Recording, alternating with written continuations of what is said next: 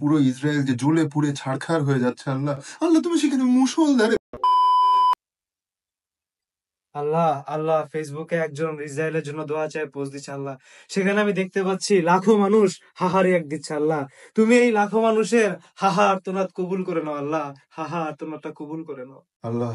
আজকে এই যে দাবানলের আগুনে পুরো ইসরায়েল যে জ্বলে পুড়ে ছারখার হয়ে যাচ্ছে আল্লাহ, আল্লাহ তুমি সেখানে মুষলধারে বৃষ্টি দাও, কিন্তু পেট্রোলের বৃষ্টি আল্লাহ, শুধু পেট্রোল না, পেট্রোল অকটেন ডিজেল তুমি যেটা ভালো মনে করো প্লিজ মুষলধারে দাও আল্লাহ প্লিজ। আল্লাহ ইসরায়েলে ভয়াবহ দাবানল চলছে আল্লাহ, তুমি একটা কঠিন ভূমিকম্প দিয়ে পুরো ইসরায়েলে এই দাবানলটা ডিস্ট্রিবিউট করে দাও আল্লাহ, প্লিজ আল্লাহ। আল্লাহ আল্লাহ পুরো ইসরায়েল দাবানলের আগুনে আজকে পুড়ছে আল্লাহ, তুমি সেখানে মুষলধারে বন্যা বয় দাও আল্লাহ, কিন্তু কেরোসিনের বন্যা আল্লাহ, ওখানে পানি দিও না প্লিজ, তুমি চাইলে সব সম্ভব আল্লাহ, প্লিজ তুমি কেরোসিনের বন্যা দিয়ে পুরো ইসরায়েলকেই।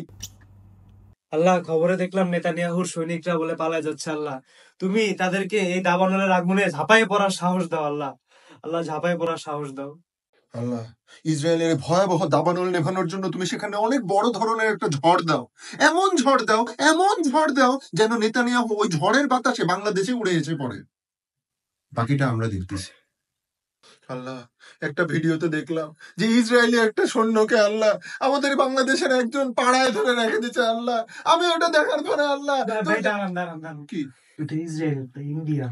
ইন্ডিয়ান হ্যাঁ ইন্ডিয়া। আল্লাহ, যাই হোক আল্লাহ ওইটাও তুমি দেখে নিও আল্লাহ, ওইটাও দেখে নিও।